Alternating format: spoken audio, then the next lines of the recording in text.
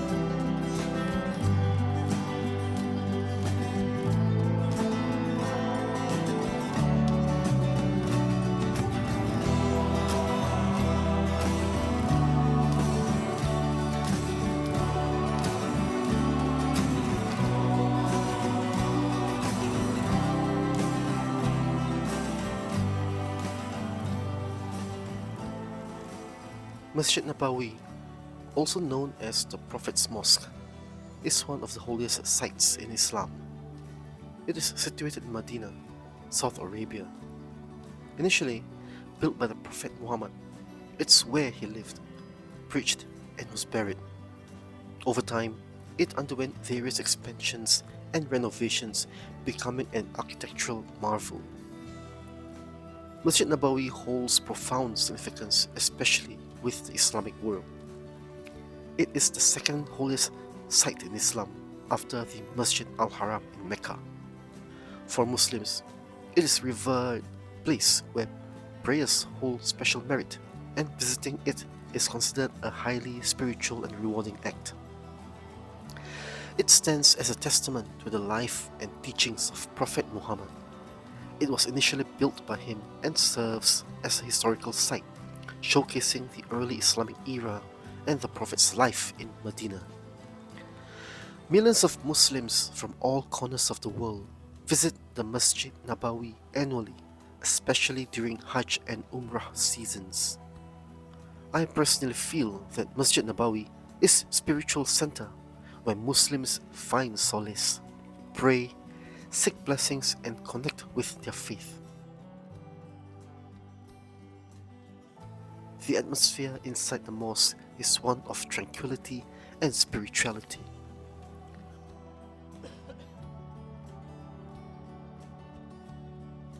Overall, the Masjid Nabawi's importance extends far beyond its physical presence in Medina. Its influence resonates deep within the Islamic world, shaping religious practices, cultural identities, and the spiritual lives of millions of Muslims worldwide.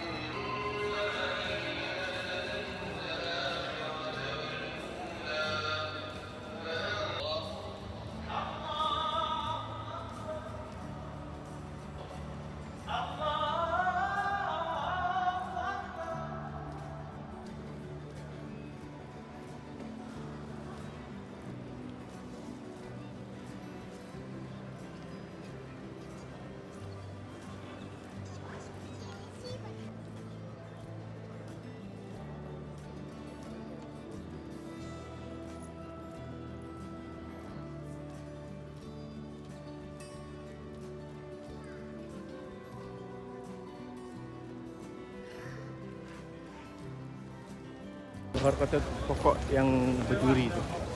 Zaman dahulu banyak pohon Harqat di sini. Itu yang dipanggil Jannatul Baqi Al-Harqat.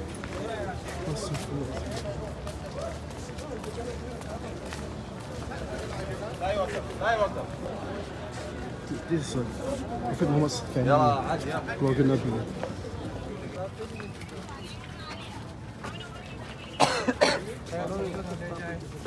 Terus kalau ke kubur, tak boleh pakai kasut. Oh. This is a cemetery ground in Medina called Baqi. It was once a dumping ground during Prophet Muhammad's time, but his friend requested him that he needs to have some burial ground for his karabats or family, and that's where the cemetery ground started. And this cemetery ground has been around for almost 1,400 years. Now what is interesting is foreigners who passed away in Medina, they will be buried here. They'll be buried here, and every 4 years the registry will check the decomposition of the corpse and see whether have they been dried up or still fresh. So those that has been dried up, the bones will be put aside for new burial to be on the same spot. If the body is still not decomposed, it will be left to decompose for another 4 years. Betul lah?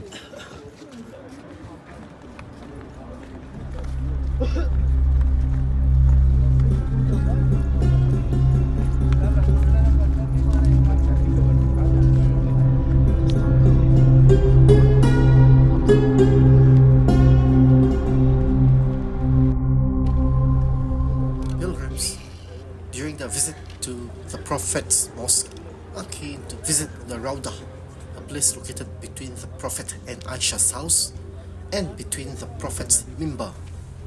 Mimbar or pulpit is a place where the Imam leads a prayer.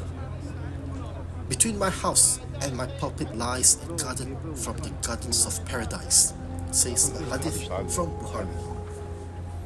The Raudah's border from the eastern side is the house of Aisha, the pulpit from its western side, the Qibla from its southern side, and the parallel line to the end of Aisha's house from the northern side. Visitors are always keen to offer prayers in Raudah, for it is considered to be the best place, except for obligatory prayers, to be better performed in the first row. The Raudah is part of Prophet's mosque, and the prayer in it equals a reward of 1,000 prayers. However, there is no doubt that the Raudah is of more excellence because the Prophet distinguished it and did not distinguish any other parts of the mosque for being a garden from the gardens of paradise.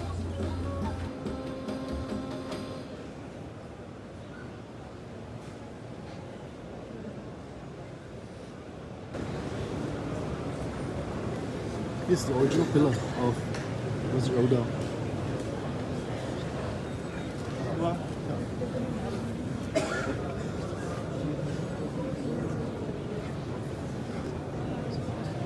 Sini tu.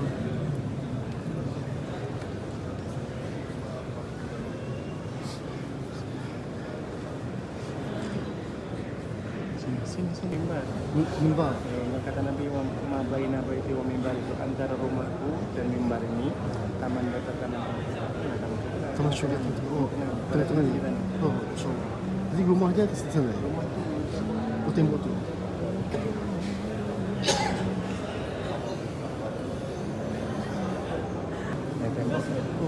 Itu ada 6 tiang. 6 tiang dia. 6 tiang itu setengah. Itu setengah. 1, 2, 3, ada 6 tiang. Pembuatan ini dulu aslinya dengan tiang masuk itu.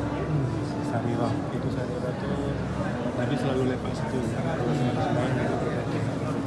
Ada yang harisah, penjaga, yang penjaga. Kita ni susu dulu di sini. Nantilah saya ceritakan tentang dia. Syair Mubarak juga.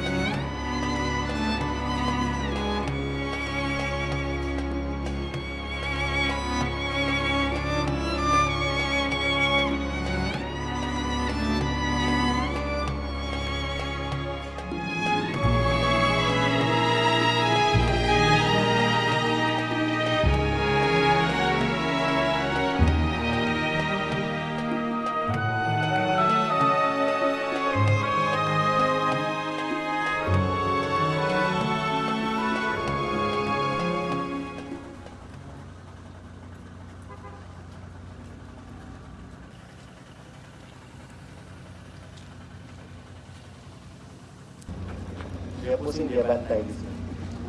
Nanti kan? Itu cerita Uhud. Ini dulu semua bukit Oh, bakau bukit. Ini tinggi. Ini bukit apa? Bukit apa? Uhud. Bukit Uhud. Bukit Rumat. Rumah. Jabal Rumat. Jamak daripada Romyun. Romyun itu Bali. Kalau Rumat, banyak pembaca. Banyak pembaca. Uhud yang sana. Oh, tu panjat itu Jabal Uhud. Inilah yang kata Nabi SAW. Jadi masjid yang tempat berperang ni apa nama masjid itu? Masjid apa? Masjid Uhud. Gunung Uhud ini mencintai kita dan kita mencintai. Dan Gunung Uhud ini adalah salah satu benda yang juga diturunkan ke bumi.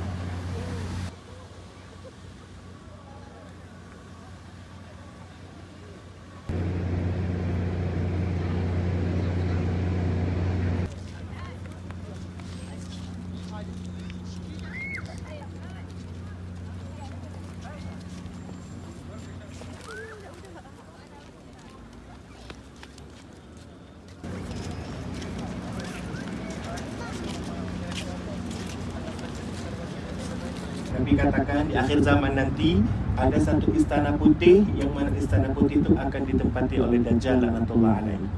Dekat Madinah ni tidak ada istana putih kecuali itu. Lepas tu gunung itu pun nama dia Gunung Habsyi, gunung garam. Di dalam Nabi pun, hadis Nabi pun katakan dia bertempat di atas Gunung Habsyi. Bermakna Gunung Habsyi itulah dan istana putih itulah. Mana ada istana kat sini? Siapa boleh start? Istana Raja. Raja yang pertama dia buat istana tu. Jadi hadis ni dah dikaji berkali-kali oleh mereka, tapi tetap Allah Subhanahu Wa Taala tetapkan mereka yang akan buat istana itu. Tu. Jadi nanti di akhir zaman Dajjal tu akan bermukim di situ. Sebab dia tidak boleh masuk Madinah. Madinah akan dijaga oleh 70,000 malaikat. Ya, 2 tanah suci tidak akan dimasuki Dajjal karena dia akan dijaga 70,000 malaikat. Si Dajjal ni akan memantau pergerakan Nabi Isa alaihissalam dan Imam Mahdi dan pasukannya daripada atas itu. Sebab dari atas sana akan nampak Nabawi. Nah, Nabawi itu dinamakan Masjid Putih. Ya. Kalau ini dinamakan Istana Putih, kalau Nabawi dinamakan Masjid Putih. Nah, tengok batasan. The notion of Istana Dajjal in Medina might be connected to the prophecies about the end of time, where it's said that Dajjal will appear before the day of judgment on this very hill and travel across the world, spreading deception and falsehood. Dajjal is a figure in Islamic tradition, often referred to as the false messiah or antichrist. Scholars assume that this white palace on this hill would perhaps be the place where the Dajjal would emerge and destroy the children of Adam just before the day of judgment. Selama 2 minggu bangun parit, Rasulullah ni tak punya khemah atau tenda. Akhirnya mereka membangunlah masjid berjumlah 7 yang paritnya. Jadi kaum muslimin sana dekat masjid besar tu, kafir daripada belakang sini, daripada kiri ni. Bertemulah yang lurus kiri ni, sebelah bawah ni Salman Al-Farisi yang kiri ni. Nah, yang besar ini masjidnya Abu Bakar dan Osman dibugar ya, direnov jadi besar. Jadi 4 ya, 1, 2, 3, 4 Abu Bakar, kemudian 2 dekat taman depan kita tu, Masjid Sayyidina Ali di atas, Fatimah yang bawah. Nah, 2 masjid ini Sayyidina Ali dan Sayyidina Fatimah radhiyallahu anha ni dikultuskan, dinamakan Sabah. Dekat ni kan, dekat Khandaq, dekat dia, dekat belakang Khandaq. Masjid Sajadah. Sebab Rasulullah ketika perang Khandaq ni pernah sembahyang di macam gua macam tu, dia letak sejadah situ, dia sembahyang.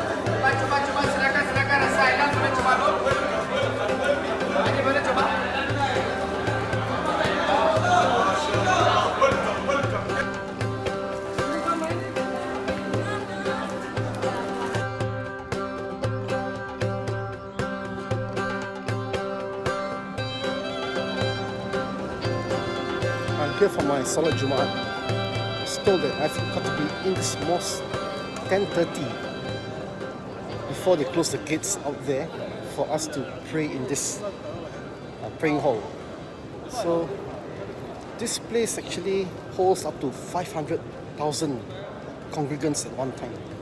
And during Hari Raya Idul Fitri or Hari or Haji, it can contain up to about 750,000 people, or even 1 million, which spills all the way to the road. So the attraction of Masjid Al-Nabawi, amazing. This is perhaps the new structure where they have all the inbuilt air conditioning systems, facades which has all the utilities running behind it. It makes it very comfortable during summertime. These are the securities.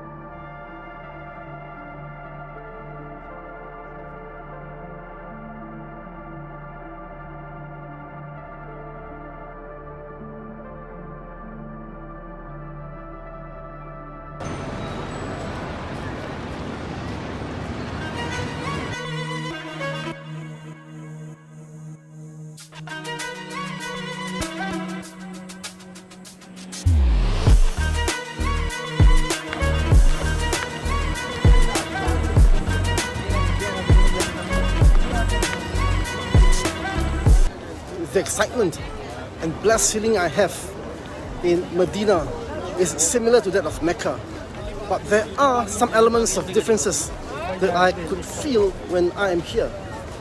On the first day when I was doing my Umrah, I went to Mecca to do my tawaf and sa'i. I was so happy that I was in tears several times. And when I'm now in Medina, the feeling, the reactions that I had here is the same. And what difference that I have observed is the tension in Mecca as compared to Medina. Why? Because in Mecca, our prophets like Abraham and even Prophet Muhammad has faced several challenges while establishing the religion as well as managing the Kaaba, because they have faced challenges against the Quraysh, the Bedouins, and those Kafiruns who do not embrace Islam. That was what Prophet Muhammad has faced before while establishing Islam. So there are lots of tensions. There are other wars and conflicts occur in Kaaba, which I felt when I was doing my tawaf and also sa'i, because this